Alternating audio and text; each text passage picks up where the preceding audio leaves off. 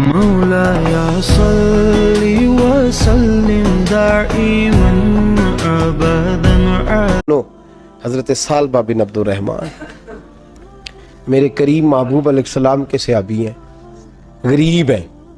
غربت بڑی اعلیٰ چیز ہے، ہاں غریبی بڑی نعمت ہے، یہ آزمائش ہے، اس میں کوئی شک نہیں، لیکن قیامت والے دن پتہ چلے گا جب غریب چھلانگ لگا کے جنت میں داخل ہو جائیں گے۔ اور امیر تو کھڑے ہیں نا، میرے نبی پاک نے حضرت عبد الرحمن ابن عوف کو، حضور صبح صبح اٹھے تو نبی پاک کی آنکھوں میں آنسو تھے، فرمایا میرے عبد الرحمن بن عوف کو بلاؤ۔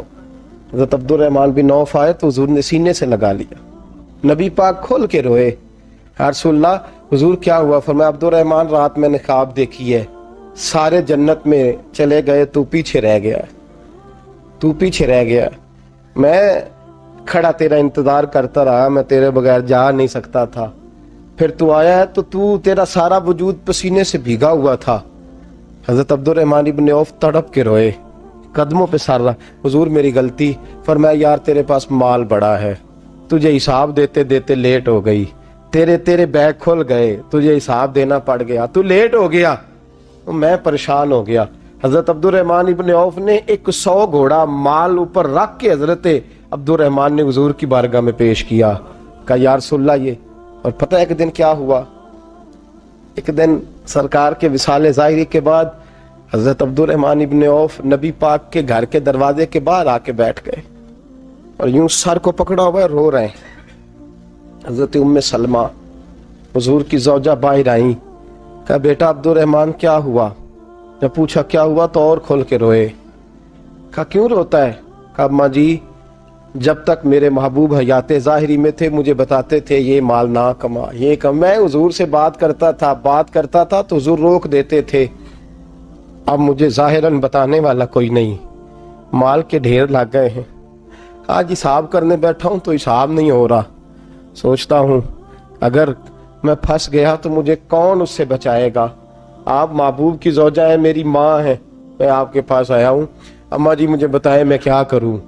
تو حضرت ام سلمہ بھی رو پڑی، کہنے لگے محبوب تھے، میں کہاں ان کی ترجمانی کر سکتی ہوں، میں نبی پاک کی ترجمانی کیسے کروں؟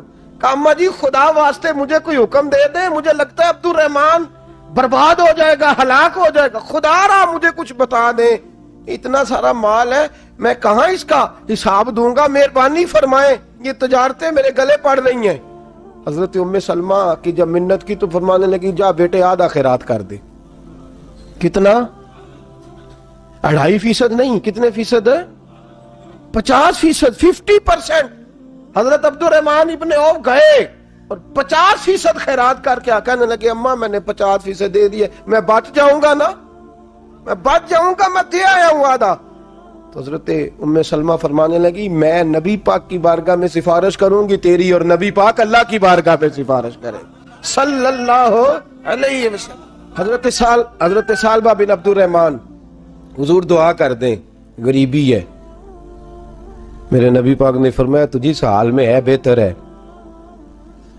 کرتے ہیں حضور نہیں دعا کر دیں، فرمایا تجھی اس حال میں ہے، تیسری دفعہ پھر آ گئے، حضور نے دعا کر دی، 4 بکریاں تھیں، چند مہینے گزرے، کچھ تجارت شروع کی، چھوٹے موٹا لین دین شروع کیا تو 40 ہو گئیں، کچھ وقت اور گزرا تو ریوڑ بن گیا، پھر گائیں بھی آ گئیں، پھر اونٹ بھی آ گئے، پھر لائنیں لگ گئی، پھر ہر وقت حضور کے قریب بیٹھنے کو دل کرتا تھا، اب لین دین کے معاملات تھے، اب ذرا طبیعت تھوڑی پیچھے ہٹنے لگی، تھوڑا دل پیچھے ہٹنے لگا، پہلے 5 نمازیں مسجد میں، پھر زور اثر کی چھٹی، میری طرف دیکھو اور دیکھو میں کیا عرض کر رہا ہوں، پھر زور اثر گئی، پھر کچھ وقت گزرا تو مغرب بھی گئی، پھر اتنی بڑی حویلی کوئی نہیں، پھر باہر جا کے مدینے سے ڈیرا لگا لیا، جمعے کے جمعے آتے، زکوٰۃ کا حکم آ گیا 2 ہجری میں، حضرت ابو ہریرہ رضی اللہ تعالیٰ عنہ امیر زکوٰۃ مقرر ہوئے، 5 اونٹوں پر 1 بکری،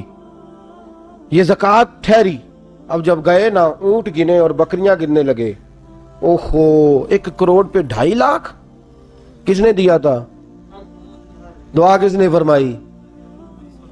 اوہو اتنا، میرے پیسے بینک سے میسج آ جائے گا اتنے کم ہو گئے، اوہو بڑی مصیبت بنے گی، میرے تو خوشی ہوتی ہے جب آتے ہیں تو یہ اب یہ والا میسج بھی چلے گا کہ اتنے مائنس ہو گئے، توبہ توبہ، پریشانی لگ گئی، بڑی طبیعت، انکار نہیں کیا، کہنے لگے حضور سے جا کے عرض کرنا میں خود آؤں گا، اور جہاں محبوبیت ہو وہاں اتنے لفظ بھی بے ادبی ہیں، وہاں ٹھہر جاؤ، سوچتا ہوں، سمجھتا ہوں، غور کرتا ہوں، یہ جملے بھی وہاں توہین ہوتے ہیں۔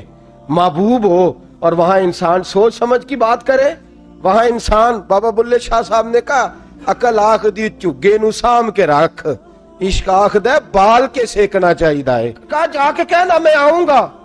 سب کی زکوٰۃ لے آئے، در رسول پہ آئے، حضور نے فرمایا پہلے سالبہ کی بات بتاؤ، پتہ تھا نا پہلے سال، حضور اس نے کہا تھا میں آؤں گا۔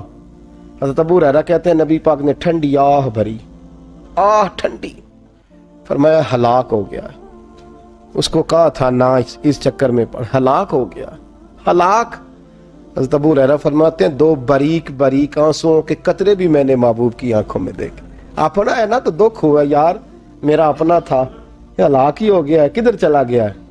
ان کو بھی بعد میں خیال آیا، او ہو میں تو غریب تھا، یہ آیا کدھر سے تھا، میں تو غلامی رسول میں آتا گیا تو رب میری عزتیں بڑھاتا گیا، یہ میں کس چکر میں پڑ گیا۔ آئے لائنیں بکریوں کی لائے، حاضر کی، حضور وہ میں نے کہا تھا حضرت ابو ہریرہ سے میں خود آؤں گا، حضور میں خود لایا ہوں۔ فرمایا محبوب نے مجھے تو نہ بتا، میں تو سمجھتا ہوں، میں نے کہا تھا تو میں آ گیا ہوں۔ فرمایا چل اٹھا، دوڑ جا، لے جا۔ حضرت ابو ہریرہ فرماتے ہیں انکار محبوب نے سالبہ کو کیا، لیکن آنسو ابو بکر صدیق کے بھی نکل گئے۔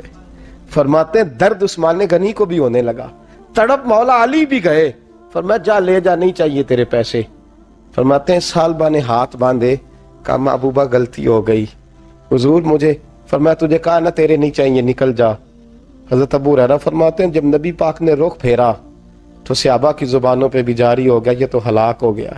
کہتے ہیں مدینے میں قحط پڑ گیا، محبوب نے فرمایا بلال تو بھی آج لا، ایک خشک چھوارا حضرت بلال کا قبول ہو گیا، لیکن سالبہ لائنیں لگی یا مال کی، فرمایا جا لے جا، تیرا قبول نہیں ہے۔ فرماتے ہیں تڑپتے رہے ساری زندگی اور مال کو دیکھ دیکھ کے آہیں بھرتے رہے، لیکن کریم نے اس تجارت کو قبول۔ حضرت ابو بکر صدیق کے پاس آئے، سرکار کے وصال، حضور قبول فرما لیں۔ فرمایا ساری دنیا کا قبول ہے، جس کا میرے نبی نے قبول نہیں فرمایا میں کیسے قبول کر لوں۔ حضرت عمر فاروق کے پاس آئے، فرمایا نہ تیرا قبول نہیں۔ حضرت عثمان کے زمانے میں وصال ہو گیا۔ عزیز یاد رکھ، تجارت وہ والی کر جو تجھے نجات دے، اس چکر میں نہ پڑ جا جو تجھے الجھا دے۔ قرآن مجید کی آیت آئی اقترب للناس حسابہم وہم فی غفلۃ معرضون، لوگوں کا حساب قریب آ گیا ہے اور وہ ابھی بھی غفلت میں پڑے ہیں، ابھی بھی 2 کے 4 اور 4 کے 10 کر رہے ہیں، حساب کا وقت قریب آ گیا۔ حضرت انس آئے مسجد سے، ایک صحابی مکان بنا رہے تھے، جھونپڑی تعمیر کر رہے تھے۔ حضرت انس کو پریشان دیکھا، کہنے لگے انس خیر تو ہے، کوئی نئی آیت تو نہیں آئی؟ تو جناب انس کہنے لگے آیت تو آ گئی ہے، رب نے کہہ دیا کہ حساب قریب آ گیا، تیاری کر لو۔ جھونپڑی بنا رہے ہیں، محل نہیں، جھونپڑی بنا رہے تھے، ابھی دیوار کچی مکمل نہیں ہوئی تھی، ہاتھ جھاڑ دیے صحابی نے، ادھر رخ پھیرا تو حضرت انس کہنے لگے کہاں جا رہے ہو؟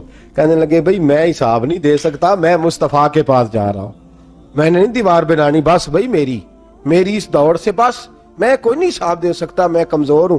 میرے رسول کائنات صلی اللہ تعالی علیہ وسلم نے میرے دوستو تجارت کرو لیکن اس کو عبادت سمجھ کے کرو۔ اگر تمہیں چوک وہاں دکان پہ بیٹھے خدا بھول جاتا ہے اور سودا کرتے وقت رب رسول کی باتیں تمہیں بھول جاتی ہیں تو پھر تو تم وانتم موردون میں ہو، پھر تو تم غافل ہو۔